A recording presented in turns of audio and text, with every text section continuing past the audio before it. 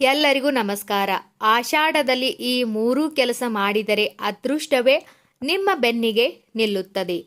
ನಮ್ಮ ಸಂಪ್ರದಾಯದಲ್ಲಿ ಪ್ರತಿಯೊಂದು ಮಾಸಕ್ಕೆ ಬಹಳ ಪ್ರಾಮುಖ್ಯತೆ ಇದೆ.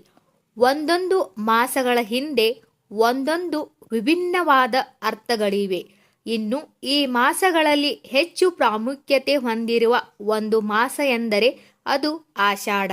ಸಾಮಾನ್ಯವಾಗಿ ಈ ಮಾಸ ಆರಂಭವಾಗುತ್ತಿದ್ದಂತೆ ಮಳೆಗಾಲ ಶುರು ಎನ್ನಲಾಗುತ್ತದೆ. ಆಷಾಢ ಮಾಸವನ್ನು ಆಧ್ಯಾತ್ಮಿಕ ಮತ್ತು ಜ್ಯೋತಿಷ್ಯ ದೃಷ್ಟಿಕೋನದಿಂದ ಬಹಳ ಮುಖ್ಯವೆಂದು ಪರಿಗಣಿಸಲಾಗಿದೆ. ಇನ್ನು ಈ ಮಾಸಕ್ಕೆ ಸಂಬಂಧಿಸಿದಂತೆ ಅನೇಕ ನಿಯಮಗಳಿವೆ. ಈ ಮಾಸದಲ್ಲಿ ಮಾಡಬಾರದ ಹಾಗೂ ಮಾಡಬೇಕಾದ ಕೆಲಸಗಳು ಸಹ ಇವೆ. ಆ ಕೆಲಸಗಳೇನು ಹಾಗೂ ಈ ಮಾಸದ ಪ್ರಾಮುಖ್ಯತೆ ಏನು ಎಂಬುದನ್ನು ತಿಳಿದುಕೊಳ್ಳೋಣ. ಆಷಾಢ ಮಾಸದಲ್ಲಿ ಈ ಮೂರೂ ಕೆಲಸ ಮಾಡಿದರೆ ಅದೃಷ್ಟ ನಿಮ್ಮದಾಗುತ್ತದೆ. ಮೊದಲನೇದು, ಆಷಾಢ ಮಾಸವನ್ನು ಇಷ್ಟಾರ್ಥ ಈಡೇರಿಕೆಯ ಮಾಸ ಎಂದು ಕರೆಯುತ್ತಾರೆ. ಈ ಮಾಸದಲ್ಲಿ ನಿಮಗೆ ಎಷ್ಟು ಸಾಧ್ಯವೋ ಅಷ್ಟು ವಿಷ್ಣುವಿನ ಆರಾಧನೆಯನ್ನು ಮಾಡಬೇಕು. ನೀವು ಎಷ್ಟು ವಿಷ್ಣುವನ್ನು ಪೂಜಿಸುತ್ತೀರೋ ಅಷ್ಟು ಪ್ರಯೋಜನವನ್ನು ಪಡೆದುಕೊಳ್ಳುತ್ತೀರಿ. ಎರಡನೇದು, ಆಷಾಢ ಮಾಸದಲ್ಲಿ ಭಗವಾನ್ ವಿಷ್ಣುವಿನ ಜೊತೆಗೆ ಜಲದೇವರು ಮತ್ತು ದೇವತೆಯನ್ನು ಪೂಜಿಸಬೇಕು. ಇದು ಸಂಪತ್ತು ಮತ್ತು ಅದೃಷ್ಟವನ್ನು ನೀಡುತ್ತದೆ. ಹಾಗೂ ಈ ಮಾಸದಲ್ಲಿ ಮಂಗಳ ದೇವನನ್ನು ಪೂಜಿಸುವುದು ಉತ್ತಮ. ಇದರಿಂದ ಜೀವನದಲ್ಲಿ ಯಾವತ್ತೂ ಸಮಸ್ಯೆ ಉಂಟಾಗುವುದಿಲ್ಲ.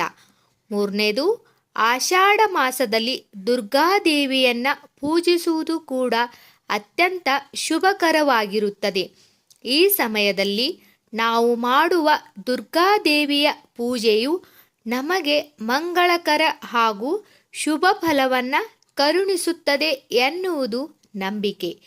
ಆಷಾಢ ಮಾಸದಲ್ಲಿ ಏನು ಮಾಡಬೇಕು? ಮೊದಲನೇದು, ಆಷಾಢ ಮಾಸದಲ್ಲಿ ಪ್ರತಿದಿನ ಬ್ರಹ್ಮ ಮುಹೂರ್ತದಲ್ಲಿ ಎದ್ದು ತುಳಸಿಯನ್ನು ಪೂಜಿಸಿ ಮಂತ್ರ ಪಠಗಳನ್ನು ಪಠಿಸಿ.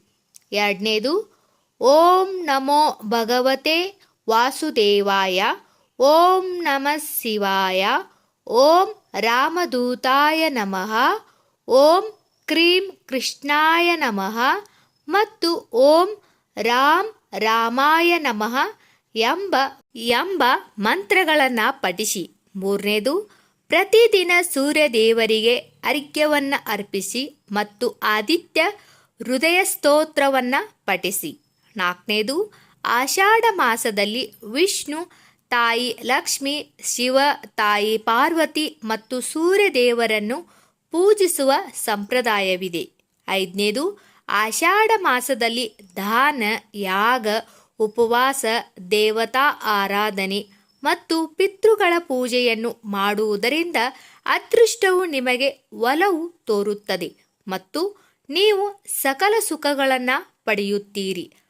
ಆರನೇದು, ಬಡವರಿಗೆ ಮತ್ತು ನಿರ್ಗತಿಕರಿಗೆ ಸಹಾಯ ಮಾಡಿ ಮತ್ತು ಹಣ, ಬಟ್ಟೆ, ಛತ್ರಿ, ನೀರು, ಧಾನ್ಯ ಸೇರಿದಂತೆ ಇತ್ಯಾದಿ ವಸ್ತುಗಳನ್ನು ದಾನ ಮಾಡಿ. ಏಳನೇದು, ಆಷಾಢ ಮಾಸದ ತೀರ್ಥಯಾತ್ರೆಗೆ ವಿಶೇಷ ಮಹತ್ವವಿದೆ. ಇದನ್ನು ಮಾಡುವುದರಿಂದ ದೈಹಿಕ ಮತ್ತು ಆಧ್ಯಾತ್ಮಿಕ ಪ್ರಯೋಜನಗಳನ್ನು ಒದಗಿಸುತ್ತದೆ. ಎಂಟನೇದು, ಆಷಾಢ ಮಾಸದಲ್ಲಿ ದೇವಶಯನಿ ಏಕಾದಶಿ, ಚಾತುರ್ಮಾಸ ಆರಂಭ, ಗುಪ್ತ ನವರಾತ್ರಿ ಆರಂಭ, ಗುರು ಪೂರ್ಣಿಮೆ ಮುಂತಾದ ಹಲವು ಪ್ರಮುಖ ಉಪವಾಸ ಹಬ್ಬಗಳನ್ನು ಆಚರಿಸಲಾಗುತ್ತದೆ. ಆಷಾಢ ಮಾಸದಲ್ಲಿ ಏನು ಮಾಡಬಾರದು? ಮೊದಲನೇದು, ಆಷಾಢ ಮಾಸದಲ್ಲಿ ಬದನೆಕಾಯಿ, ಉದ್ದಿನಬೇಳೆ, ಎಲೆಕೋಸು, ಬೆಳ್ಳುಳ್ಳಿ, ಈರುಳ್ಳಿ ಇತ್ಯಾದಿ ಆಹಾರ ಪದಾರ್ಥಗಳ ಸೇವನೆಯನ್ನು ತಪ್ಪಿಸಬೇಕು. ಎರಡನೇದು, ಈ ಮಾಸದಲ್ಲಿ ಮಾಂಸ, ಮೀನು, ಮದ್ಯ, ಇತರೆ ಅಮಲು ಪದಾರ್ಥಗಳನ್ನು ಮತ್ತು ಅನೈತಿಕ ಕೃತ್ಯಗಳಿಂದ ದೂರವಿರಬೇಕು. ಮೂರನೇದು, ಆಷಾಢ ಮಾಸದಲ್ಲಿ ಎಲೆ ಮತ್ತು ಹಸಿರು ತರಕಾರಿಗಳನ್ನು ತಿನ್ನಬಾರದು ಮತ್ತು ಎಣ್ಣೆ ಪದಾರ್ಥಗಳನ್ನು ತ್ಯಜಿಸಬೇಕು. ನಾಲ್ಕನೇದು, ಈ ಮಾಸದಲ್ಲಿ ಕೋಪ, ಅಹಂಕಾರ, ತಳಮಳ ಮುಂತಾದವುಗಳಿಂದ ದೂರವಿರಿ. 5ನೇದು, ಈ ತಿಂಗಳಲ್ಲಿ ಯಾರನ್ನೂ ಅವಮಾನಿಸಬೇಡಿ ಅಥವಾ ನಿಂದನೀಯ ಪದಗಳನ್ನು ಬಳಸಿ ಮಾತಾಡಬೇಡಿ. 6ನೇದು, ನಿಮ್ಮ ಮನೆಗೆ ಯಾರಾದರೂ ಅತಿಥಿಗಳು ಬಂದರೆ ಅವರನ್ನು ಎಂದಿಗೂ ಬರಿಗೈಯಲ್ಲಿ ಹಿಂತಿರುಗಲು ಬಿಡಬೇಡಿ. ಈ ಮಾಸವನ್ನು ಆಷಾಢ ಮಾಸವೆಂದು ಏಕೆ ಕರೆಯುತ್ತಾರೆ? ಆಷಾಢ ಮಾಸಕ್ಕೆ ಉತ್ತರಾಷಾಢ ನಕ್ಷತ್ರ ಎನ್ನುವ ಹೆಸರನ್ನು ಇಡಲಾಗಿದೆ. ಮತ್ತೊಂದೆಡೆ ಹಿಂದೂ ಕ್ಯಾಲೆಂಡರ್ ಪ್ರಕಾರ ಪ್ರತಿ ತಿಂಗಳು ಹುಣ್ಣಿಮೆಯ ದಿನದಂದು ಚಂದ್ರನಿರುವ ನಕ್ಷತ್ರದ ಹೆಸರನ್ನು ಆಯಾ ಮಾಸಕ್ಕೆ ಇಡಲಾಗುತ್ತದೆ. ಈ ಮಾಸದಲ್ಲಿ ಚಂದ್ರನನ್ನು ಉತ್ತರಾಷಾಢ ನಕ್ಷತ್ರದಲ್ಲಿರುವುದರಿಂದ ಇದನ್ನು ಆಷಾಢ ಮಾಸವೆಂದು ಕರೆಯಲಾಗುತ್ತದೆ. ಆಷಾಢ ಮಾಸ ಅಶುಭವೇ? ಭಾರತೀಯರು ಈ ಮಾಸವನ್ನು ಅತ್ಯಂತ ಅಶುಭ ಮಾಸವೆಂದು ಪರಿಗಣಿಸುತ್ತಾರೆ.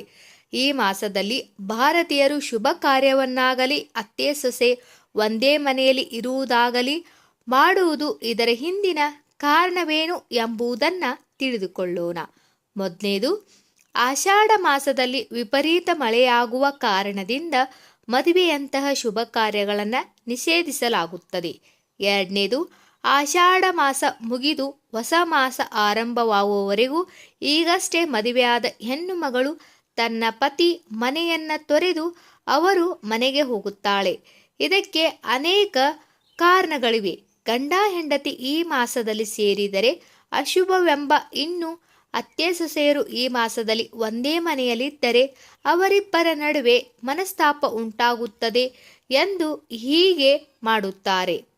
ಆಷಾಢ ಮಾಸದಲ್ಲಿ ಶುಭ ಅಥವಾ ಮಂಗಳಕರ ಕಾರ್ಯಗಳನ್ನು ಮಾಡುವುದು ನಿಷಿದ್ಧವಾಗಿದ್ದರೂ ದೇವರ ಪೂಜೆ ಮಾಡುವುದಕ್ಕೆ ವಿಶೇಷ ಮಹತ್ವವಿದೆ.